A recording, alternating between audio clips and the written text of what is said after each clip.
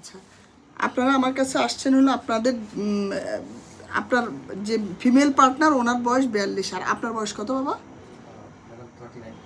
39।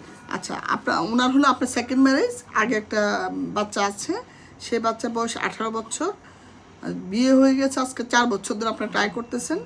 এই 4 বছরে আপনাদের 12 cycle, more than 12 cycle, that is 12 মাসের বেশি বাচ্চার চিকিৎসা নিয়েছেন। আপনাদেরকে আপনার ডাক্তার যার কাছে আমার কাছে প্রথম আসলেন, চিকিৎসা করেছিলেন আগে যার কাছে, উনি বলেছিলেন আইইউআই করতে। আপনার আপনার ডিম্বাশয়ে ডিমের রিজার্ভ ভালো ছিল, 22 সনের লাস্ট এএমএস করা আছে, সে এএমএস এর রেজাল্ট ভালো 2.7। আপনার স্যালাইন ইনফিউশন সোনোগ্রাফি সেটাও ভালো, দুই দিকেই স্প্লেজ দেখা যাচ্ছে, ওনার বীর্যও ভালো। তাহলে আপনাদের বাচ্চা কেন হচ্ছে না, এটাই তো প্রশ্ন। আপনি চেষ্টা করে যাচ্ছেন এখন পর্যন্ত আপনারা, কিন্তু আপনাদের একটা হিস্ট্রি নিয়ে একটা জিনিস জানলাম যে আপনারা দুজন 2 শহরে চাকরি করেন, একজন টেকনাফে করেন, আরেকজন রাঙ্গামাটি, অনেক দূরে। তো এই দূরত্বটার কারণে আপনারা কিন্তু যে একটা আমরা যে বলি ডিম ফাটার টাইমে মাসিকের 10ম দিন থেকে 20তম দিন একসাথে থাকা, একদিন পর মেলামেশা করা, অন্তত এটা আপনারা পারতেছেন না। তো এটা একটা ফ্যাক্টর। আরেকটা ফ্যাক্টর হলো যে আপনাদের বয়স একটা ফ্যাক্টর, বিশেষ করে ফিমেল পার্টনার যে যার থেকে বাচ্চাটা হবে তার বয়স একটা বিশাল ফ্যাক্টর। আর কিন্তু আপনাদের হিসাবে কিন্তু ডিমের রিজার্ভ খুব ভালো আছে। এখনকারটা জানি না, ঘটনাটা কি দেখেন, একটা মেয়ে শিশু যখন এই যে ডিম্বাশয়গুলি দেখেন, এই ছোটো ছোটোগুলি কিন্তু ডিম, একটা মেয়ে শিশুর জন্মের সময় যে পরিমাণ ডিম নিয়ে জন্ম হয়, সেই ডিম থেকে কিন্তু আর বাড়ে না। ওটা মানে পুরুষদের যেমন শুক্রাণুর ডিভিশন হয়ে মাইটোসিসে অনেক শুক্রাণু তৈরি হয়, প্রায় 50, 60, 80 বছর পর্যন্ত এটা বাড়তে পারে, কিন্তু মেয়েদের কিন্তু জন্মের সময় যে পরিমাণ নিয়ে জন্ম হয় সেটাই থেকে যায়, আর বাড়ে না। বরঞ্চ বয়সের কারণে, এনভায়রনমেন্টাল ফ্যাক্টরের কারণে, যেরকম আমাদের শরীরের স্কিনের মধ্যে চেঞ্জ আসছে, স্কিন আগের চেয়ে স্পট পরে, অন্যান্য চেঞ্জ আসছে, সে এসবের কারণে ডিমের যে রিজার্ভ সেটা কমতে থাকে, ন্যাচারালি কমতে থাকে এটা। এবং যদি আপনি বয়স যখন 30 পর্যন্ত হয় সেটা অল্প অল্প কমে, কিন্তু 30-র পরে অনেক দ্রুত কমে যায়, 35-এর পরে অনেক বেশি কমে যায়, 40-এর পরে আসলে ডিম যেগুলো থাকে কমে তো কমে, আবার এগুলির কোয়ালিটি ফল করে যায়। কোয়ালিটিটা কেমনে ফল করে?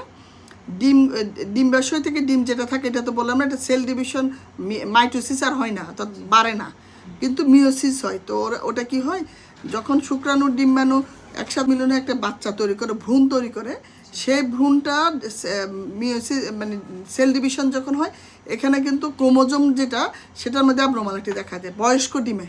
কখন হয় এটা? সাধারণত বেশি বয়সে হয়। এটাকে বলি আমরা নন ডিনজাংশন বলি, নন ডিনজাংশন ক্রোমোজোমাল। তার ফলে এগুলি কি হয়, অ্যাবনর্মাল ক্রোমোজোমাল সংখ্যা হয়ে যায় ভ্রূণগুলিতে, এবং সেই ভ্রূণগুলি কিন্তু অ্যাবর্শন হয়ে যায়। আপনি মাসিকের ডেট পার হওয়ার আগেই কিন্তু অ্যাবর্শন হয়ে যায়। তো ডিমের কোয়ালিটির কারণে এটা হচ্ছে, ডিমের সংখ্যার কারণে না। আপনার চোখে দেখা যাচ্ছে ফলিকুল আসতেছে, বাচ্চা হওয়ার সমূহ সম্ভাবনা, কিন্তু আসলে আপনি বুঝার আগেই এগুলি মিসক্যারেজ হয়ে যাচ্ছে। তারপরেও যে সব হচ্ছে তা না, ধরেন 100% আর হয় না, সম্ভাবনা একদম নাই এটা তো বলা যাবে না, বাট অন্য সময়ের চেয়ে মোটামুটি মোর দেন 50%ই সম্ভাবনা কমে যায়। খুবই অ্যাবর্শন এবং অ্যাবর্শনের রেট বেশি, মিসক্যারেজের রেট বেশি, এবং কনসিভ হওয়ার সম্ভাবনা কম। তারপরেও তো আপনারা আপনাদের তো একটা বাচ্চা দরকার, তো চিকিৎসা করতে হবে। আর প্রবলেমটা যে 2 শহরে থাকেন, সেটা ওভারকাম করার জন্য আপনাদের জন্য বেটার হলো আইইউআই করা। তাহলে আমি প্রোগ্রাম করে কখন ডিমটা ওভুলেশনটা কখন হবে সেটা আমরা বুঝতে পারি মোটামুটি। সেই সময়টা উনি আসলে ওই কয়েকদিন থাকলো, আইইউআই করলেন। আইইউআই যদি, যেহেতু আপনার বয়সটা 42, এখন আপনাকে তো আমি অনন্তকালও আইইউআই করা যাবে না, আপনি আসলে আইভিএফের ক্যান্ডিডেট। কারণ আইইউআই চেয়ে কার্যকরী। আইভিএফে তো আমরা ভ্রূণটা থেকে বাচ্চা যে তৈরি হয় ল্যাবেই দেখতে পারি, ভ্রূণ যে তৈরি মানে শুক্রাণু ডিম্বাণু মিলনের মাধ্যমে যে বাচ্চা তৈরি, এটা আমরা মাইক্রোস্কোপের নিচে দেখে শিওর হতে পারি কোন, এবং মোটামুটি এটা বুঝতে পারি কোনটা ভালো কোয়ালিটি। কীভাবে বুঝি? ভ্রূণ যেটা দ্রুত সেল ডিভিশন হয়, মাইক্রোস্কোপে দেখা যায় যেটার মধ্যে সেল লাইসিস কম থাকে, ওগুলিতে কোয়ালিটি সম্পন্ন ভ্রূণটা সিলেক্ট করা যায় মোটামুটি। সেগুলো যদি দেওয়া যায় আপনার হয়তো বা বাচ্চা আসতে পারে। তো আপনার আইভিএফে তো অনেক টাকার পয়সার বিষয়, আপনি তো হয়তো বা প্রস্তুত না, কিন্তু আপনাকে তো সময় নষ্ট করা যাবে না। আপনি আইভিএফেরই ক্যান্ডিডেট, কিন্তু আপনি ইন দ্য মিন টাইম টাকা গোছাতে গোছাতে আইইউআই করতে পারেন। এটা হলো আমার পরামর্শ। এখন আপনারা যেভাবে চান, ঠিক আছে? আপনি যেটা পরামর্শ দেন সেটা ঠিক আছে। আচ্ছা, আরেকটা কথা বলছিলাম, সমস্যা নেই, সেটা হচ্ছে যে আমরা কিন্তু ওই টাইমের মধ্যে থেকেও ছিলাম। না বুঝছি তো, আপনাকে তো আমি বললাম বয়স একটা বড় ফ্যাক্টর। বয়স কনসেপ্ট হলেও সেই কনসেপ্ট আপনি চোখে আসা পর্যন্ত কনসেপ্টগুলি টিকতে চায় না। এটা বয়স একটা বড় ফ্যাক্টর। এটা আসলে আমি মানে আমি তো বারবারই বলতে চাচ্ছি, কিন্তু আমার অনেক ভিডিওতে এটা আমি বলি, ইচ্ছা করে বলে, কারণ আমরা বুঝার অভাবে।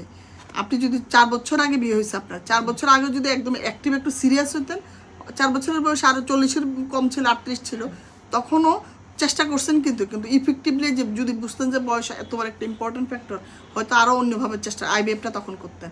এগুলো কিন্তু আসলে বোঝার একটা বিষয় আছে।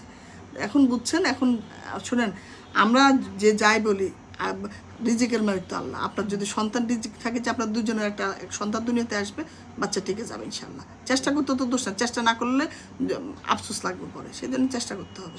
ঠিক আছে।